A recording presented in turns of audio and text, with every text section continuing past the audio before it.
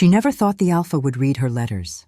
But the night he did, someone else realized she could wake him, and if they found her first, they could use her to break him. Snow whispered down Wolfpine Mountain like falling ash. The fortress walls groaned against the wind, each stone holding the memory of battle cries that no one dared recall aloud. Inside the great hall, torches sputtered low. Alpha Rider Kaelwyn stood before the long table once crowded with warriors. Maps curled in the corners, ink frozen mid-stroke where his hand had stopped writing, months ago. The fire burned, yet the room stayed cold. He touched the empty chair beside his own. Her chair. Alara's. The silver pendant she'd worn in war hung now from his fist, its edges dull from worry and time. He remembered her laughter, the way she'd told him the mountain would outlive their sorrow. She'd been wrong. The mountain still stood, but he did not. A soft scrape of boots behind him. "Alpha," said Eric, his second voice careful. The Eastern Patrol returned, nothing to report. Ryder nodded without turning. The gesture was enough. Eric hesitated, as if to say more, then left. The heavy doors closed. Silence returned, thick as snowfall. Ryder's gaze lifted to the tall windows where flakes drifted past the moonlight. He wondered absently if the gods punished alphas who survived their mates. His wolf hadn't stirred since the night she fell. No hunger, no call, only the echo of command keeping him alive. He drew a breath that felt borrowed. The air smelled of stone, iron, and old smoke. Nothing living. Perhaps that was punishment enough. Far below the fortress, down in the sleeping valley, Mina Solen sat by the hearth of her small stone cottage. The snow outside muffled every sound except the scratch of her quill. Candlelight painted gold across her page, and the scent of her herbal ink filled the room, the same blend she used for healing salves. She hesitated before writing the next line. Who was she to speak to an alpha she'd never met? But since her brother's death in the Shadow War, silence had become unbearable. Maybe, she thought, grief recognized its own shape. The quill moved again. To the alpha who grieves, they say Wolfpine Mountain has forgotten spring. Perhaps you have too. I do not know your name, only that loss can hollow a heart until it echoes. If words could reach through stone, I'd send warmth instead of pity, light instead of counsel. Tonight I lit one candle for those who never came home. If you see its glow from your window, know that someone still remembers the fallen and the living who remain among them. Her breath trembled as she set the quill aside. The parchment looked small beside the enormity of the feeling inside her chest. She signed it simply. Monsieur Mina sanded the ink, folded the page, and sealed it with wax mixed with crushed pine and honey. Her signature scent of comfort. She didn't know why she bothered with such care.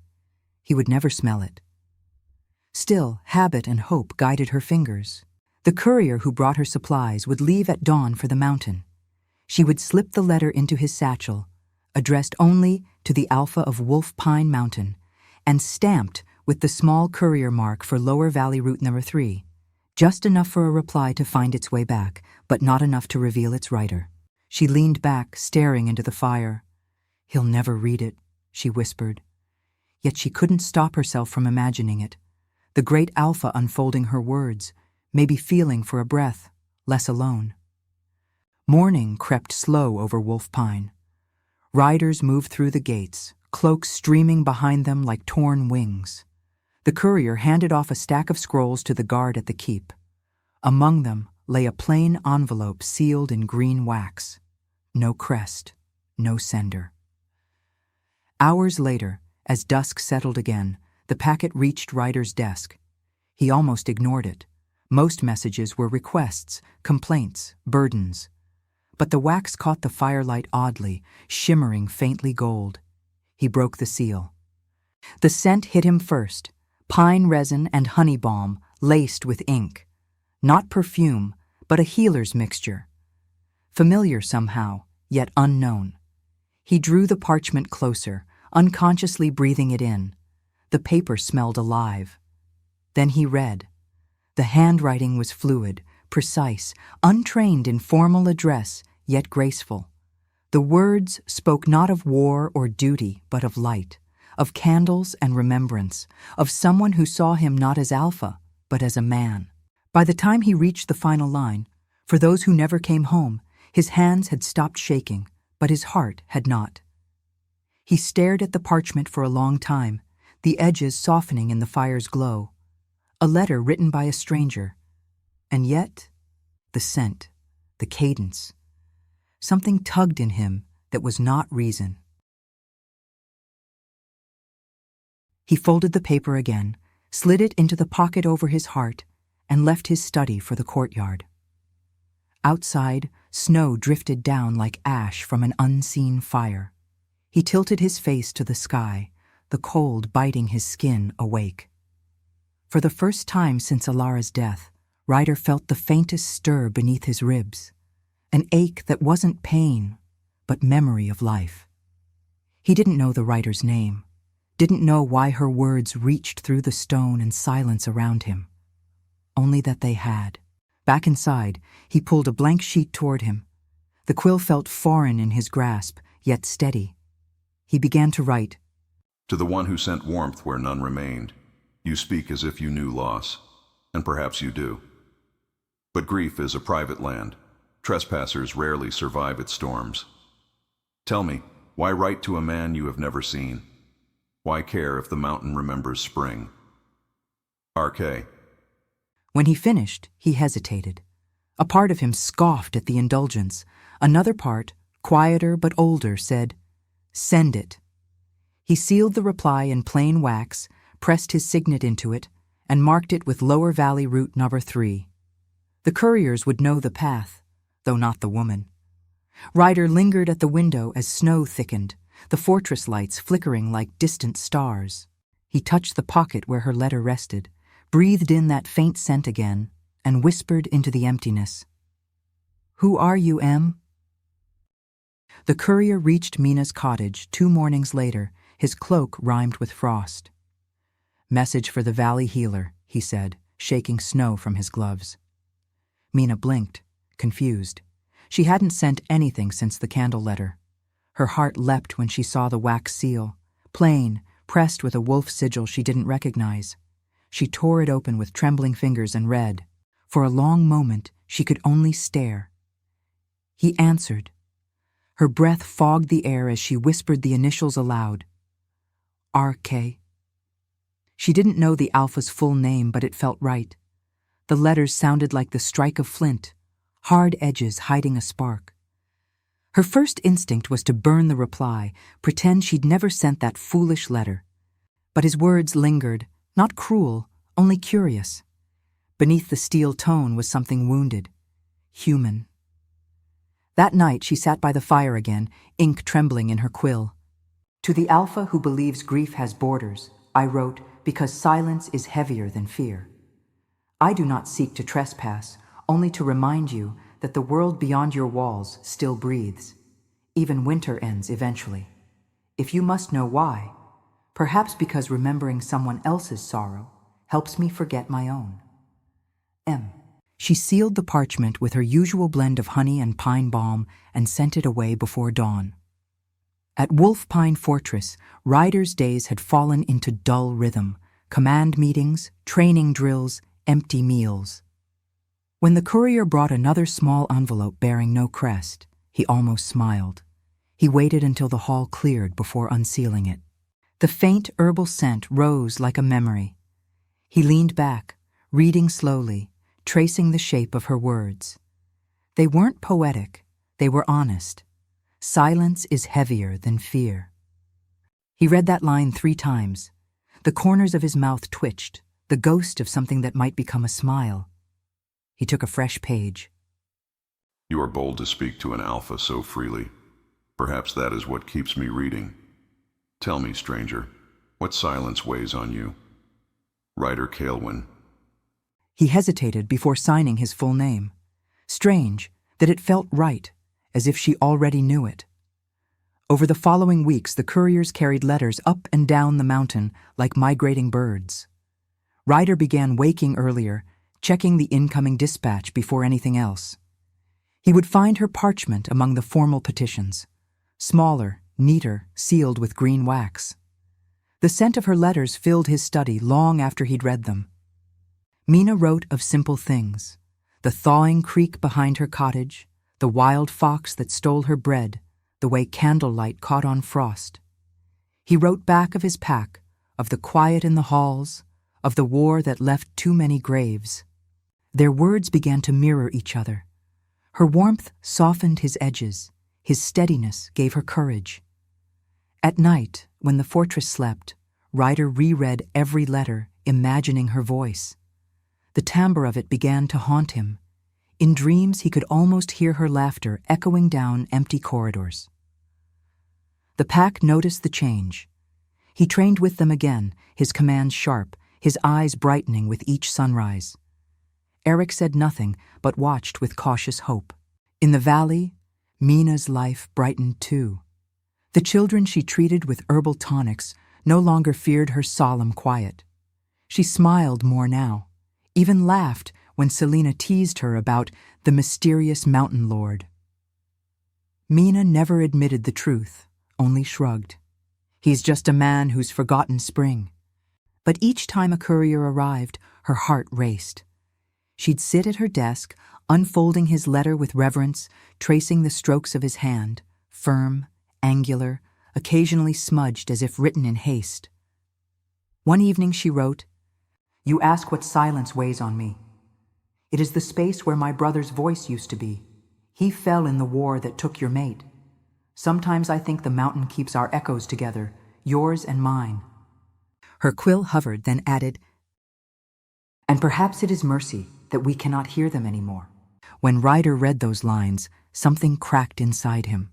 He rose from his chair, crossing the hall to the balcony where snow fell soft as dust. His wolf shifted within, a ripple of energy, not pain this time, but awakening. He closed his eyes and whispered, "You've lost as I have, haven't you, little scribe?" Their letters grew longer. She wrote about the scent of pine after snow, about the valley fox having pups, about the music of wind through chimes. He wrote about the burden of leadership, about how guilt kept his wolf chained, about the strange comfort he found in her ink-stained words. Sometimes, after sealing a letter, Ryder would hesitate, wanting to ask for her name, but he never did. Some things were sacred in their secrecy. One night, while the hearth fire dwindled, he read her latest letter aloud to the empty hall. His voice carried warmth it hadn't known in years. Eric, passing by, stopped unseen in the doorway. For a moment he heard laughter again in that hall and almost smiled. The season shifted subtly. Snow thinned, rivers cracked open. The first thawing wind rolled through Wolf Pine. Mina wrote, "The mountain smells of rain today. It reminded me of something I've never seen but always hoped for." Ryder wrote back, "Then hope is contagious because I smelled it too." It was the closest either had come to confession. But fate, jealous of fragile joy, tested them soon after. A storm buried the valley in ice, and the courier routes closed. Days became weeks. No letters came. Mina waited by her window, candle burning until wax drowned the wick. She dreamed of him, his eyes golden in the dark, a voice like thunder softened by distance. When she woke, her cheeks were wet. Ryder endured the silence with less grace. Each dawn he scanned the dispatch tables, each dusk he walked the battlements, half expecting her scent to drift on the wind. The emptiness clawed at him more fiercely than grief ever had. One night he found himself at his desk, ink staining his fingers, parchment torn from too many false starts. Finally, he wrote only one line. "If silence is heavier than fear, then know it has weight enough to break a man." He didn't send it.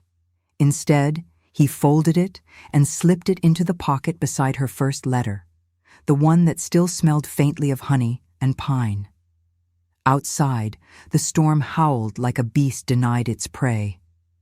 Ryder lifted his gaze toward the valley hidden beneath the snow. For the first time, he whispered her initial not as a question, but as a vow. "Hold on, Em."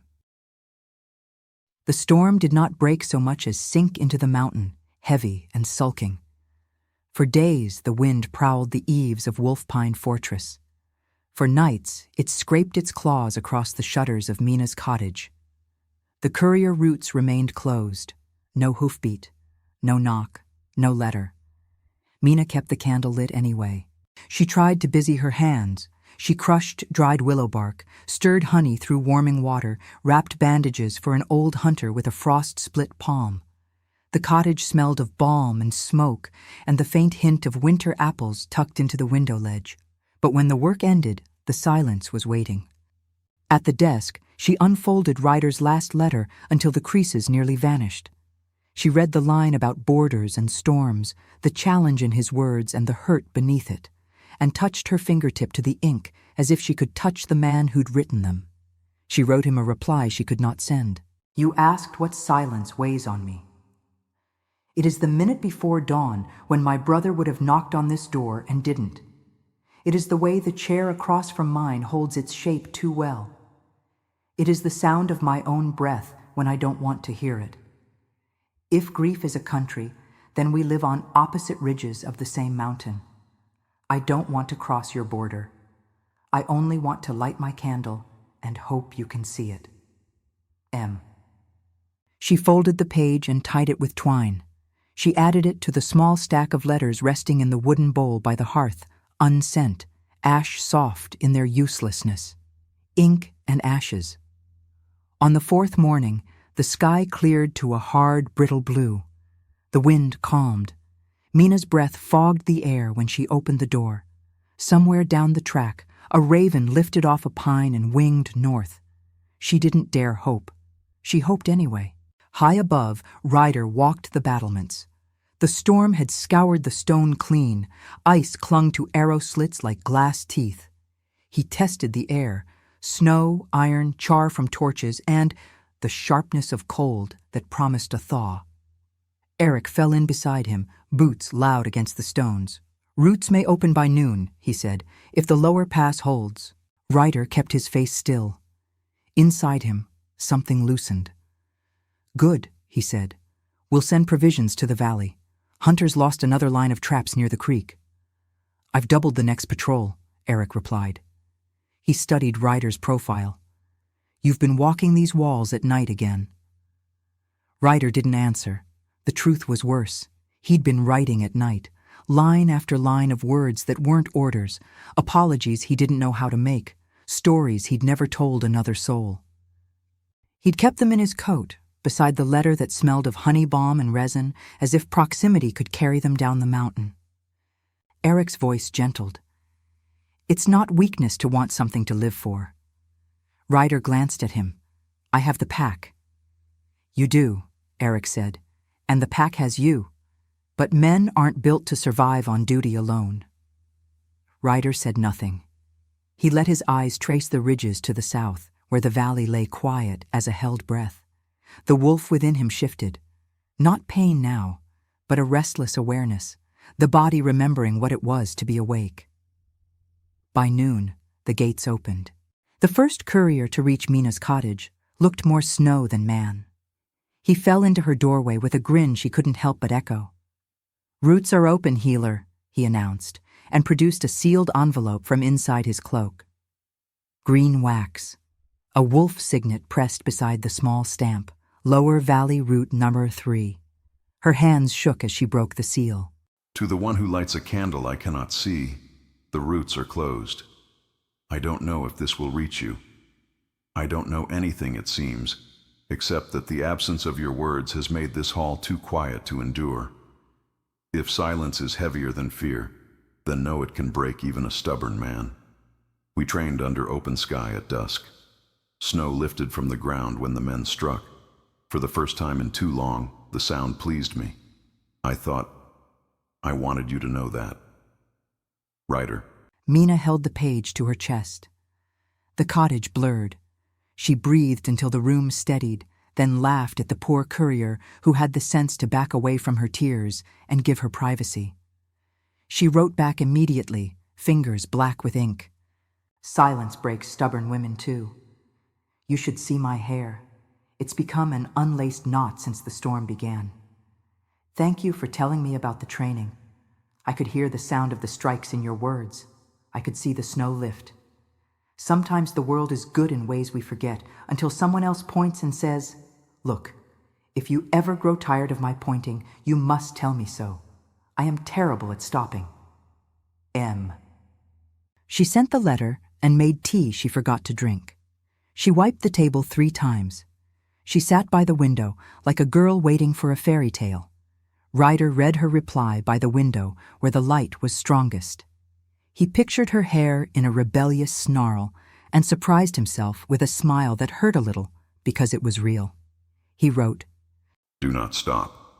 If you knew how many things I have forgotten to see, the way breath ghosts from a horse when it leaves the stable, the way a blade hums if you strike the angle right, the way men stand taller when you know their sons' names, you would write to me every hour and I would not tire of it.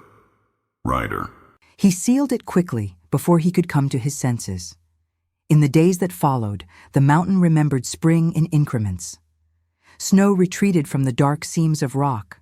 Water began to speak in rills and drips and the first soft rush of a thawing creek.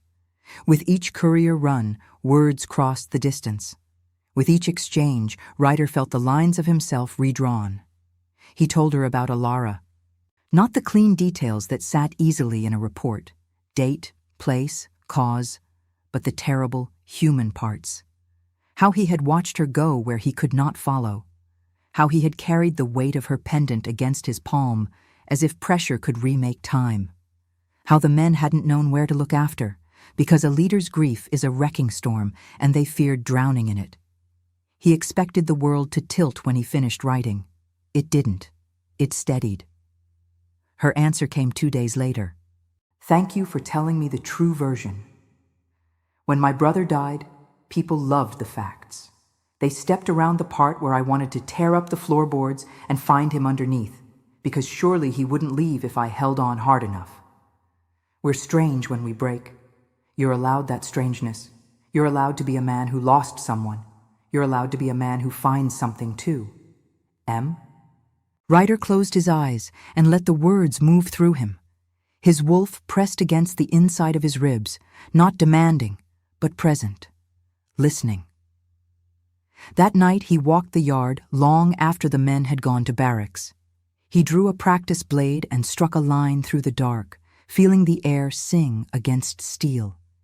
He was a weapon and a man, a leader, and the one who didn't know how to live without orders. He realized he'd been waiting for someone to tell him he could be all of it and survive. When he slept, he dreamed of a cottage lit by a single candle and the sound of a quill scratching steadily on parchment, like rain that had finally found the roof it belonged to. Mina began to see gold in ordinary things. It was there in the tea when the sun slipped a beam through the window, there in a child's eye when fever broke, there in the thread woven through her shawl that she'd never noticed glowed when fire caught it. Each letter from Ryder left a warmth under her sternum that lasted until the next. She told him about the fox pups and their mother's sharp, fierce face. He wrote back about a gray mare who pretended to hate everyone and then stole apples from his pockets. She told him about the old map she kept of the valley, corners rubbed thin by 100 foldings. He sent an ink sketch of the fortress's high windows, drawn clumsily but with surprising tenderness. She traced those lines with her fingertip until the oil from her skin shined the paper. "Clumsy," she whispered fondly. "You are allowed that strangeness too." On a clear afternoon, she walked to the ridge above the creek and listened to the water break free of winter. She closed her eyes and imagined him hearing the same sound in the fall from the fortress cisterns, the mountain offering them both the same song. The world was not kind, Mina knew, but sometimes it was exact. The next courier run brought 2 letters. The first was Ryder's, brief as a breath. "I wanted to write something wise. All I have is this. I slept last night without waking. It felt like the first good thing in a long time. Writer. The second was a note from the courier master, practical and sour with ink. Routes stable but raiding bands sighted beyond the South Spur. Keep messages concise. No unnecessary cargo. Mina folded the warning and set it aside. Her mind snagged on the word raiding. She knew the valley's dangers, but she had learned to live with them the way one learns to live with weather. This felt like weather deciding to have teeth. She wrote anyway, but the words came slower. Then let this be concise. I'm glad you slept. I hope you do again. I will keep the candle burning. M. She sent the letter and rested her hands on the desk, palms flat. The wood was warm from the sun. The bowl beside the hearth held the unsent pages from the storm, ink and ashes. She thought of empty chairs and full ones, of borders and bridges, and of the way hope could be both. Down in the road, the courier swung onto his horse and lifted a hand in farewell. Across the pass, high above them both, a golden-eyed man stood at a window with a letter in his hand and a strange, new steadiness in his chest. Spring edged a little closer to Wolf Pine. The mountain's thaw came with a warning. Scouts rode in tight-lipped from the South Spur, snow dusting their shoulders like salt. In the war room, a map lay unrolled beneath riders' hands, while Eric marked sightings with small iron pins. Twice this week, Eric said, tapping the edge of the range. Tracks that don't belong to hunters, raiders testing fences. Riders' jaw tightened. Rotate patrols. Double rations in the lower villages. If they're fainting, they'll try the creek road next. Eric nodded, then hesitated. One more thing. He set a small envelope on the table. Plain green wax. No crest, only the tiny stamp of a courier run. Ryder knew the wax before he let himself breathe it. Honey balm and resin lived in his memory now, like the scent of rain. Where did you get this? He asked. Intercepted at the gate, as protocol for unmarked messages when raiders are near. Eric's eyes were careful. Lower Valley Route, number 3. He didn't need to look to know it. Ryder's fingers flattened against the table. You opened it? No, Eric said evenly. But I recognized the mark, and I recognized you waiting by the dispatch tables every dawn. A beat, quiet as a pulled blade. I also recognize what it means when a man starts to live again. Wind moved along the shutters, low and steady. Ryder broke the seal. You were right about the blade humming when struck at the proper angle. I tried it with a kitchen knife. Selena nearly threw me out. I told her a lord at the mountain said so, and she laughed until she cried. The fox pups are out. I didn't know anything could look so surprised to be alive. It felt like a prayer I didn't know how to say. M.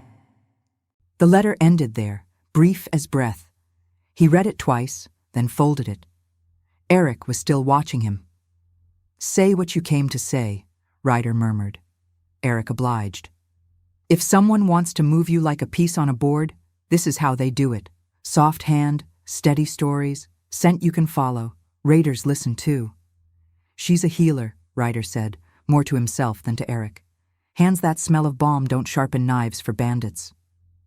Good men have trusted the wrong fires, Eric said, and died warming their hands. Silence pressed close. Ryder tucked the letter into his coat, the place where all her pages lived, softening the leather. The old fear crept up, the one that said anything he loved would be used against him, taken from him, made into a wound. He picked up a quill, set it down, picked it up again. Postpone the valley run until dusk, he said.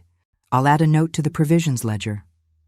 Eric inclined his head and left him alone with the map, the pins, and the thin weight of paper over his heart. He tried to work. He tried to pretend the thought had not sprouted, that perhaps this should end, that perhaps he had been selfish to take warmth he could not repay with safety. If raiders learned he valued the voice on the page, they would hunt it. Ryder stacked reports, signed orders, approved salt allotments. But his hands drifted to the letters. He unfolded them and reread not the lines about fox pups and kitchen knives, but the parts where silence had a weight, where grief was a mountain with ridges on either side. He looked for lies, for cunning polish. He found only a clean, steady hand and an untrained courage that did not know it was brave. Still, the fear stared back at him from the ink. His fear, not hers. He set his quill to a blank page and wrote 3 words. This must stop. He couldn't seal it. He couldn't even fold it. He stared until the words blurred and the page looked like snow. Down in the valley, Mina worked by lantern light. The clinic had been busy. An old woman's cough, a boy's sprained wrist, the brittle ache of a winter that had stayed too long. When the last patient left, she scrubbed the table clean, then stood with both palms flat on the wood until the beating of her pulse calmed. No letter had come in 2 runs. Selena leaned in the doorway, arms crossed, face warm with concern. Nothing again? Mina managed a smile. The mountain is busy. Selena studied her. You were a colder thing before this began. I liked you then, but I like you laughing better. Just don't leave yourself on a doorstep that never opens, Mina. After Selena left, the cottage felt bigger, the corners darker. Mina lit another candle, more for company than light, and sat at her desk. She didn't cry. She was not the weeping sort, but her throat ached as if she had swallowed frost. She wrote 1 more letter. If my words were a burden, forgive me. They were meant to be a lantern, not a chain. I will not write again unless you ask me to. There is a mercy in silence.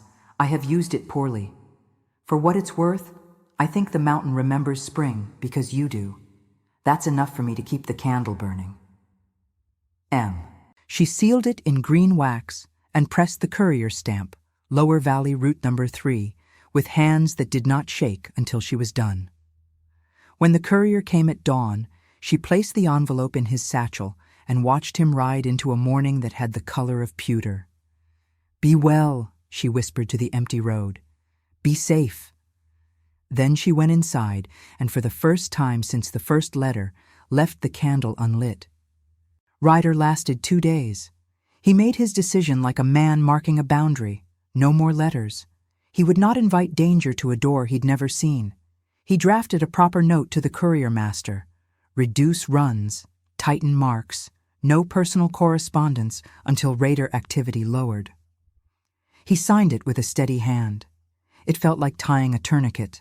On the 3rd morning, as he crossed the great hall, a junior courier slipped through the doors with snow still in his hair. Dispatch from the lower routes, Alpha, the boy said, breathless. Ryder didn't intend to move quickly. His feet did it without him. He broke the seal with his thumb, and the scent lifted, the quiet ache of pine balm, the low hum of honey, a ghost of warmth that lived between fibers. He read.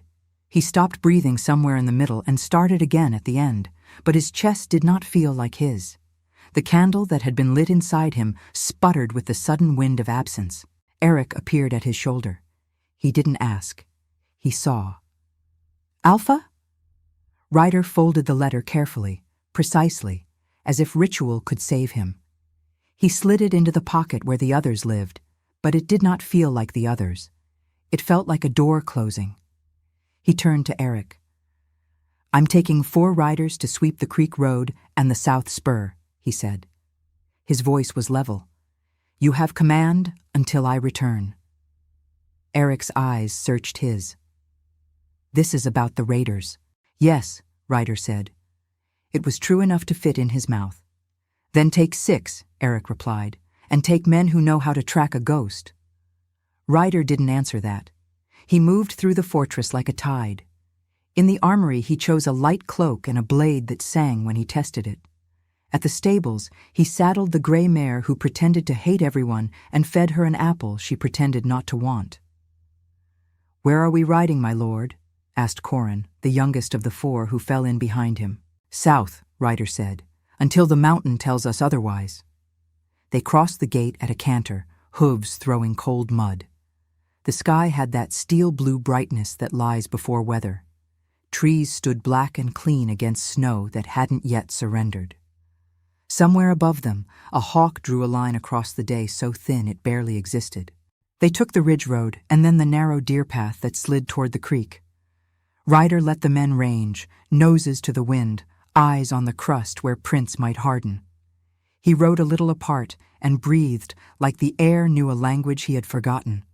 For long minutes there was only winter. Then, faint, impossible, cruel, the scent arrived. Not perfume, not accident. The particular warmth of paper sealed with resin and balm, softened by a hearth that had burned the night before. He tasted it at the back of his throat and felt the world narrow to a single thread. He pulled the gray up short. She danced under him, ears hard toward the valley. "Alpha," Corin called. "Hold," Ryder said, but his voice had changed. The men felt it. They quieted. Wind moved through the pines. Between gusts, the scent thinned, then returned, as if the mountain were breathing with him. Eric's warning echoed. Good men have trusted the wrong fires. Ryder closed his eyes. Memory rose. The first letter opened in a dark hall. The first unfamiliar stirring of his wolf. The sound of training blades lifting snow. A woman's hand steady on the page as she pointed at the smallest good and said, "Look." His fear and his hope collided like weather fronts and made a new wind. He turned the gray toward the valley track. "South spur," he said quietly. "We sweep it clean." "And after that?" Corin asked. Ryder's mouth curved without humor. "After that, I ride until the candle becomes a door." They moved again, faster now. Snow feathered into the air beneath their horses. Light shifted between trees in slats of gold and iron. Distant, a creek spoke under ice, a low running sound like a voice learning a word. He did not know her face. He did not know her house. He did not know if raiders waited with empty sacks and patient knives. He knew only that his wolf was awake, nose to the wind, pulling like a black string tied to the center of him. They reached the overlook where the valley peeled open. Smoke lifted from scattered chimneys, thin as prayer. Ryder breathed once, tasting the day. Honey, balm, ink. And beneath it, the barest trace of a woman who had written, "I will not write again unless you ask me to." He asked the only way he could. Ryder put his heels to the gray and rode into the bright edge of the storm. By the time Ryder reached the lower valley, snow had turned to sleet. The trail was slick, the air wet with mist. Behind him, his men rode in silence, faces hard under the hoods of their cloaks. "Road's washing out," one called. "Keep moving," Ryder answered. "The pass will freeze again by nightfall." They pushed through the narrow path until the forest thickened. The trees here leaned close together, their branches heavy with meltwater. It was the same path the couriers used, a route he'd seen marked on maps but never ridden himself. When the storm worsened, he called a halt. "We shelter until it breaks." The men dismounted near a bend where the creek curved around a cluster of pines. Smoke drifted faintly from somewhere ahead. Thin, steady, alive. Ryder's pulse jumped. He told the men to stay and rode forward alone. The smell of honey balm carried on the damp air, the same scent that had clung to every letter he kept inside his coat. A small stone cottage appeared through the fog, its chimney breathing slow ribbons of smoke. A lantern glowed in the single window. He dismounted, tied his horse, and knocked once on the wooden door. A pause. Then light footsteps inside. The door opened. A woman stood framed by firelight. Her sandy-colored hair was loosely braided, her brown eyes tired but kind. A wool shawl slipped off one shoulder. She looked at him without fear, only quiet surprise. "You're drenched," she said. "Come in before you freeze." He stepped inside. The heat hit him hard, smoke, herbs, and bread baking somewhere near the hearth. "You're far from the fortress," she added, studying the emblem on his cloak. "Are you lost?" Ryder removed his gloves. "Not lost, just off the main road." He didn't say his name, didn't say I've read your words 100 times and knew your scent before I saw your face. She moved toward the fire. Sit. I'll make tea. He obeyed. Water hissed as she poured it into a blackened kettle. Her movements were quick, practiced, gentle. The same kind of grace he had imagined in the writer's hand. When she turned, she caught him watching. Something wrong? No, he said softly. I thought I recognized your voice. She smiled faintly. We've never met. I'm sure of it. He didn't answer. His gaze had fallen to the small table beside the hearth, a writing desk, papers neatly stacked, a bottle of ink, and beside it, a candle stub melted into a clay saucer. The wax was the same shade of green as the seals on every letter in his pocket. She noticed where he was looking and froze. For a heartbeat, neither of them spoke. Then he reached into his coat, drew out a folded sheet, and laid it on the table between them. Her breath caught. The seal was her own. It's you, he said quietly. Color drained from her face. You weren't supposed to find me. You weren't supposed to save me, he said, voice rough. But you did. Mina stepped back until her knees hit the edge of a chair. I thought you'd be older, she murmured. Colder. I was, Ryder said, until your words. Rain hammered against the roof. The fire snapped. The only sound between them was the quick, uneven rhythm of their breathing. He moved closer, slowly, as though approaching something sacred. Why did you write to me? Mina looked at her hands. Because I was tired of ghosts. My brother, the war, the silence after. I wanted to remind someone, maybe myself, that life didn't end with loss. And you chose the alpha who stopped speaking. She gave a small, shaky laugh. I didn't know you'd read it. I only hoped someone would. He studied her, every detail settling into the part of him that had lived in darkness too long. You're braver than you think. Her eyes lifted to his. You're wrong about that. I just write letters. Letters strong enough to wake a wolf, he said quietly. Outside, thunder rolled through the valley. The candle flame wavered, throwing gold across her face. For the first time, she saw warmth in his eyes instead of the emptiness she'd imagined. He reached into his coat again and laid her letters on the table one by one. Every word. I kept them all. Mina stared at the small stack of green-sealed pages. You read them? Until I knew them by heart. He hesitated. When they stopped coming, I thought I'd lost you too. You nearly did, she whispered. I told myself to stop, to leave you in peace. Ryder exhaled slowly. Peace isn't what I found in silence. He turned toward the fire, hands braced on the mantel. There are raiders in the southern pass. If they reach this valley, they'll burn what's left of it. You shouldn't be alone here. Mina's chin lifted. I've survived worse winters than them. I don't doubt that, he said, facing her again. But I won't leave you to find out.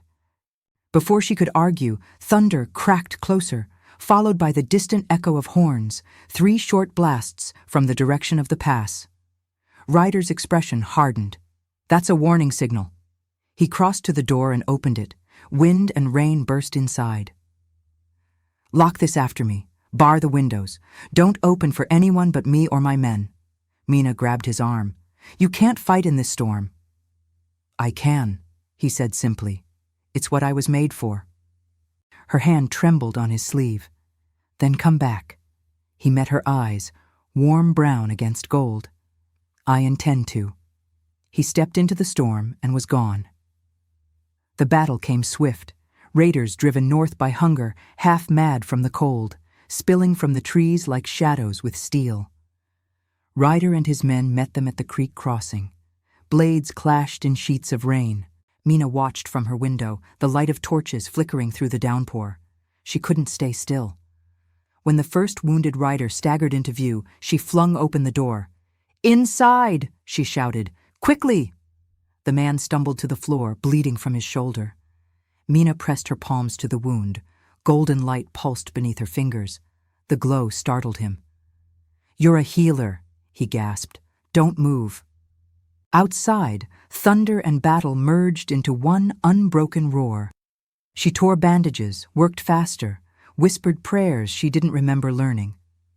When the second soldier appeared, dragging another behind him, she ran into the rain to help. A shape moved through the storm. Dark cloak, golden eyes catching the firelight. Ryder. He cut down an attacker with a clean swing, then turned toward her. "Back inside." She ran to him instead, blood from soldiers and rain mixing on her face. "You're hurt." "It's nothing," he said, but his side was red. She pressed her hand there before he could stop her. Light flared again, soft and gold.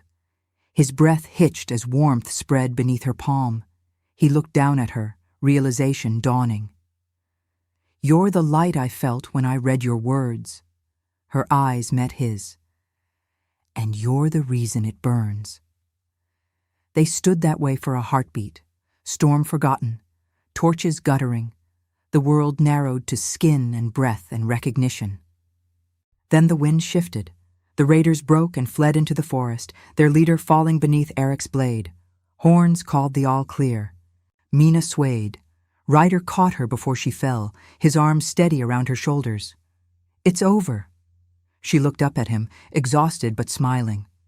"You kept your promise." "And you kept your light," he said softly.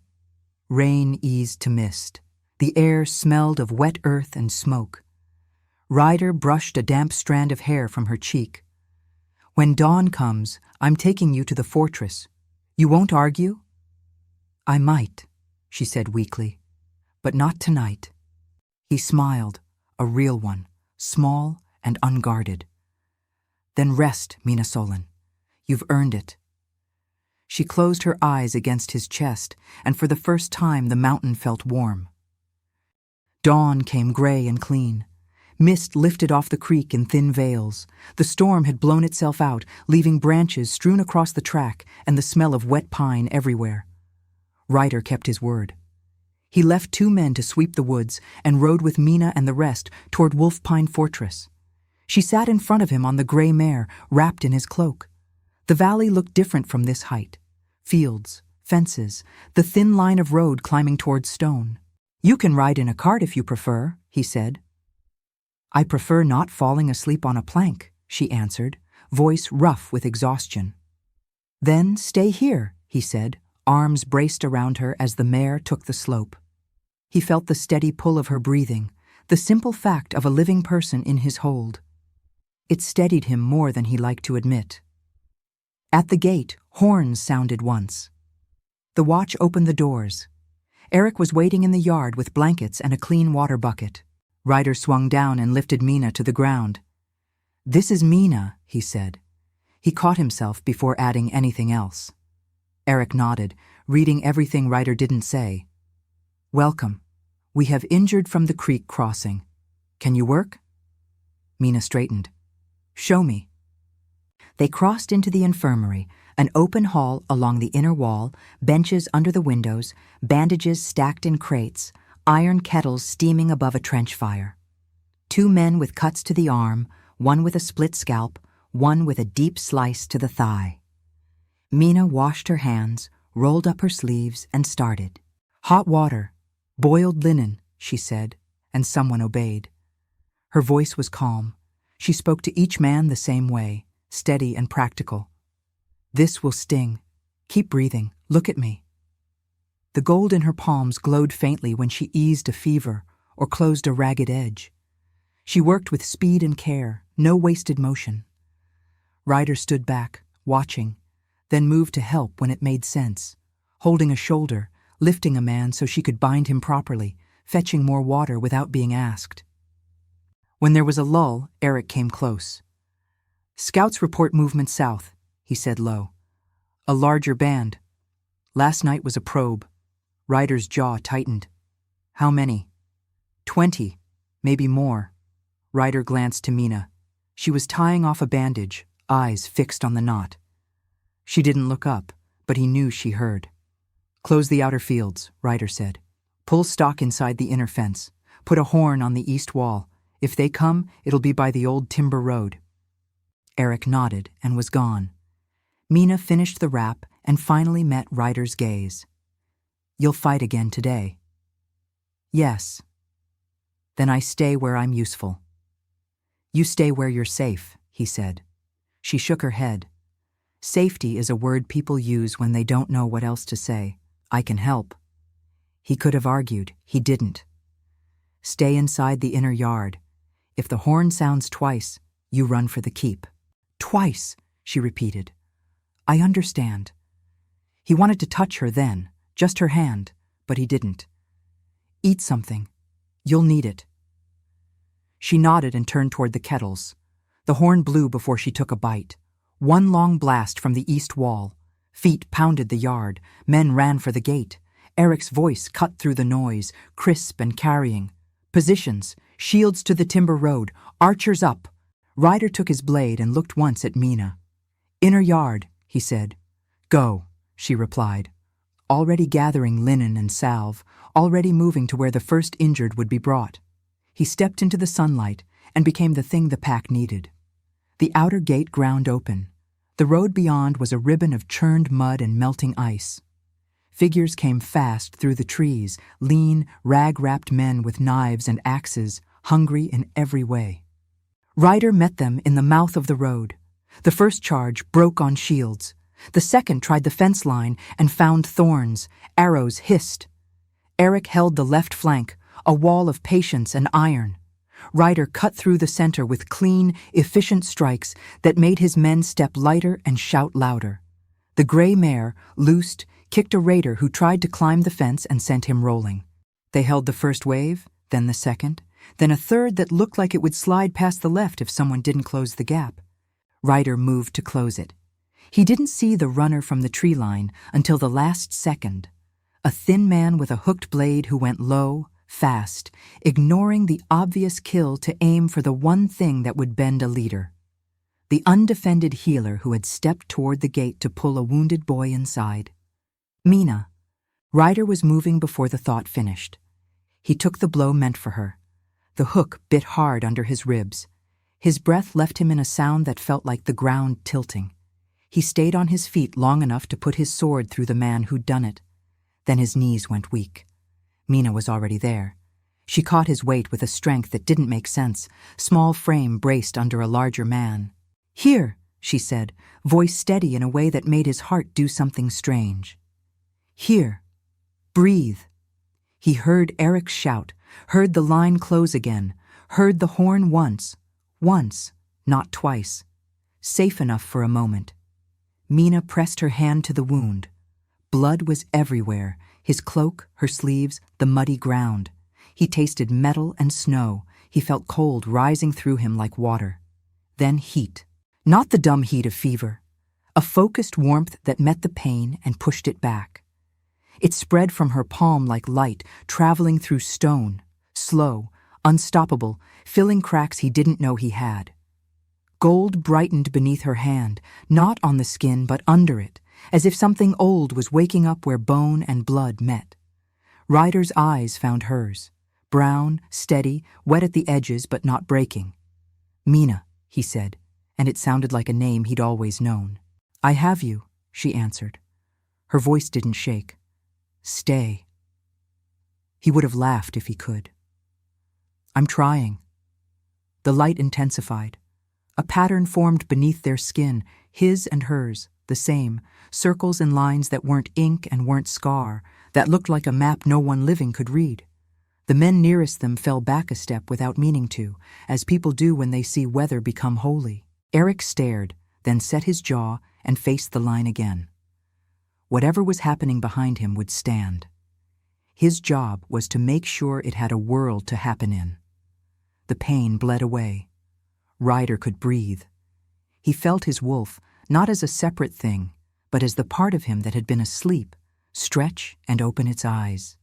It filled his chest and looked out through his gaze and did not rage. It simply recognized something and settled. When the glow dimmed, Mina's hand was still on his ribs. Her other hand had found his shoulder without asking. He covered it with his. "What did you do?" he asked, voice raw. "What I've always done," she said quietly. "I kept a candle lit." He swallowed, then said the thing he had never thought he would say again. "It's you." She nodded once. "And it's you." Around them the noise changed. Raiders were losing heart. The line held and then pushed. Eric's horn sounded the signal to advance. The pack moved like a single body. It took minutes, not hours, for the road to clear. Ryder stood. Mina rose with him, hand at his back until he was steady.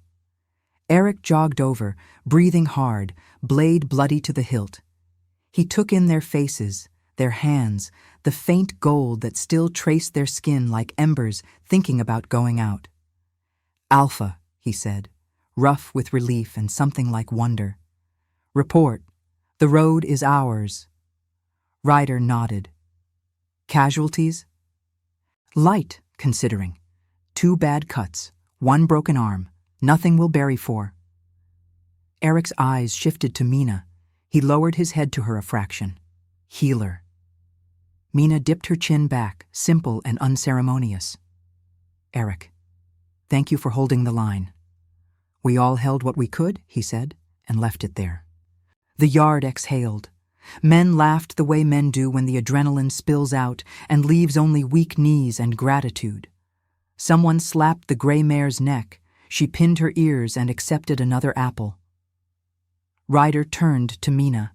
He didn't reach for her this time. He didn't need to. The space between them had changed. It felt claimed, not by one or the other, but by something they both belonged to now. "Come inside," he said. "Let me sit with you while you wash this off." She looked down at her sleeves, at the blood and mud and the faint shimmer still under her skin. "All right." They walked to the infirmary together. No one blocked their path. Men stepped aside without being told, not out of fear, but out of a respect that had nothing to do with rank. Inside, Mina scrubbed her hands in hot water until the bowl ran pink. Ryder rolled his shirt up and checked the place where the hook had gone in. A clean new scar looked back at him, thin, pale, closed. He let out a breath he hadn't known he was holding. "You're not just a healer," he said. "I'm just Mina," she answered. "But I think we're more when we're near each other." He met her eyes. "Fated," he said, testing the word like steel. It didn't bend. "I didn't think fate would try me twice." "It didn't," she said, soft but certain. "It waited until you were ready." They stood there, the clatter of buckets and low voices around them, and let the truth settle. Outside, the horn blew once more. The all clear, longer this time. The mountain sounded different after it, as if something tightly held had let go. Ryder reached into his coat and touched the pocket where he kept her letters. "I'm going to send a notice to the valley," he said. "Routes reopened. Security escorts for every run. Supplies doubled until the next thaw. No one faces the woods alone." Mina dried her hands. "That will help." "It's a start," he said.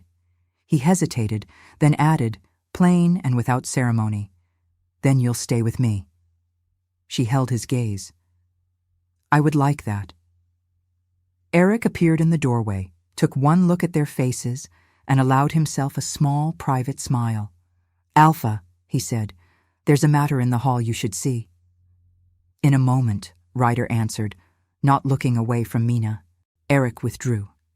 Mina reached for the cloth and gently wiped a streak of dried blood from Ryder's jaw. Her hand was steady, so was his breath. "Thank you," he said. "You're welcome," she replied.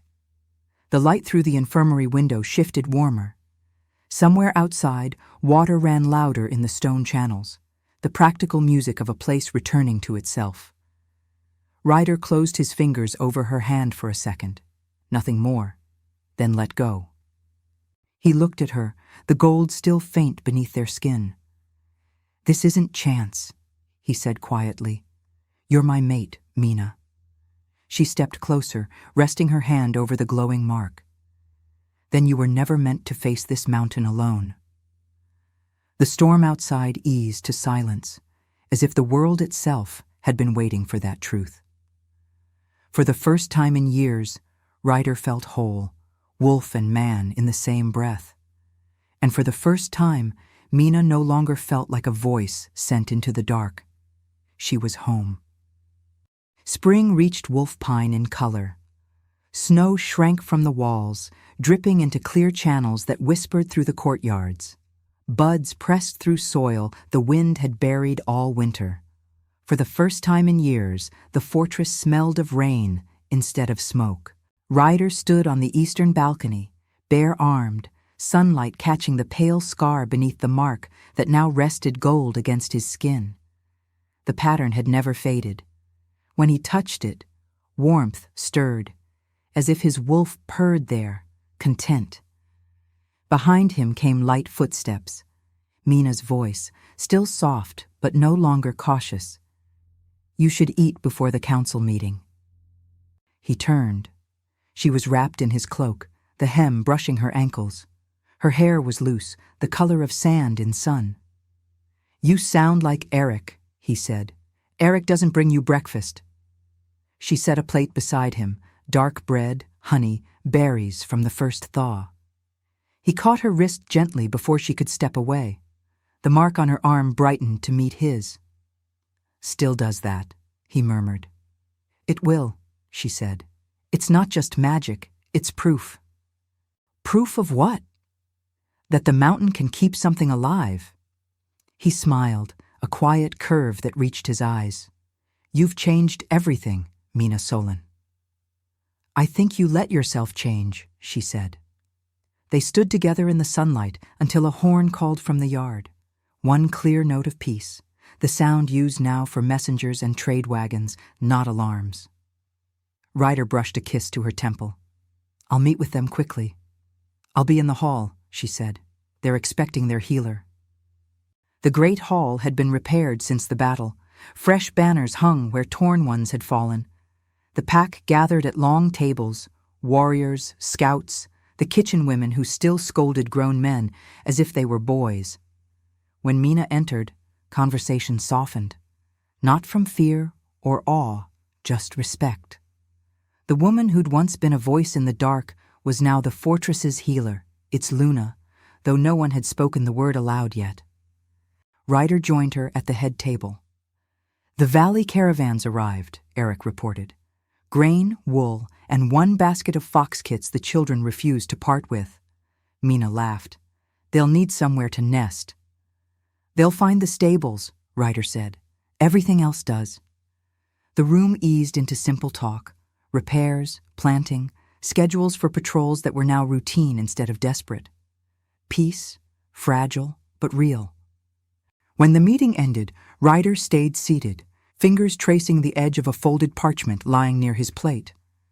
Mina noticed. "Another report?" "Something else," he said. He slid it toward her. "Read it." She unfolded the paper. Ink flowed in his steady hand. To the woman who wrote the first letter, I have no hall left for ghosts. You filled it with the living instead. I thought I'd never write again, but it seems words were always the bridge between us. So this is my last letter, not because there's nothing left to say, but because we no longer need the distance that paper kept. You were right, winter ends, and sometimes it brings something worth the thaw. Ryder. Her throat tightened. "This isn't an ending." "No," he said. "It's a beginning written like one." He rose, offering his hand. "Come with me." They crossed the courtyard to the temple ruin near the inner wall, where stone wolves guarded the archway. Sunlight spilled through the open roof. Moss glowed green against gray. Pack members stood in a loose circle, Eric among them, smiling faintly. Ryder turned to Mina. "We can make vows anywhere, but I wanted the mountain to hear us." Mina's pulse beat high in her throat. "You mean—" "Yes." His voice was steady, his golden eyes bright. "You are my mate, my Luna. I want every soul on these stones to know it. Eric stepped forward with a small carved box. Inside lay 2 silver bands, one etched with a wolf's outline, the other with a tiny candle flame. "The smith said they belonged together," Eric murmured. "Seemed right." Ryder took one and slid it onto Mina's finger. "No more letters between us," he said. "Only vows." She took the second ring and placed it on his hand. "Then here's mine. You'll never fight a battle without me at your side." The marks on their skin shimmered gold and settled, glowing just enough for all to see. The pack howled once, low, respectful, more song than sound. Above them, clouds thinned, and the first true shaft of sunlight in years struck the courtyard stones. Ryder looked up. "The mountain remembers." Mina smiled through tears. "It remembers spring." He kissed her then, slow, certain, the kind that sealed things older than words. Around them, laughter rose, and someone began the work of setting tables for the evening feast. Later, when twilight cooled the air, they walked the ramparts together. Lanterns flickered along the walls, and wolves trotted the shadows below. The sky over the valley burned violet and gold. Ryder rested a hand on the stone. "It used to feel like this place was waiting to bury me. Now it feels like it's breathing again." "That's because it is," she said. He drew her closer until her back rested against his chest. "You changed the air. You finally opened a window." He laughed, low and rough. "Maybe we both did."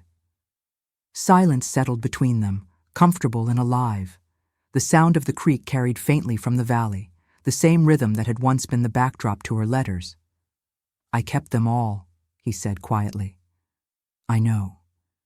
Maybe someday we'll read them to our children." She turned her head slightly. "Children?" His smile curved against her hair. "The mountain has room for more than ghosts." Mina's answering laugh was soft. "Then we'll need more parchment. They'll want to know the story." "We'll tell it," he said. "Every word." Inside their chamber, the Alpha's room, now theirs, the fire burned low. The scent of pine resin and honey balm lingered on the air, the same fragrance that had carried across all those letters. Mina sat at the small writing desk near the window. A single blank sheet lay before her.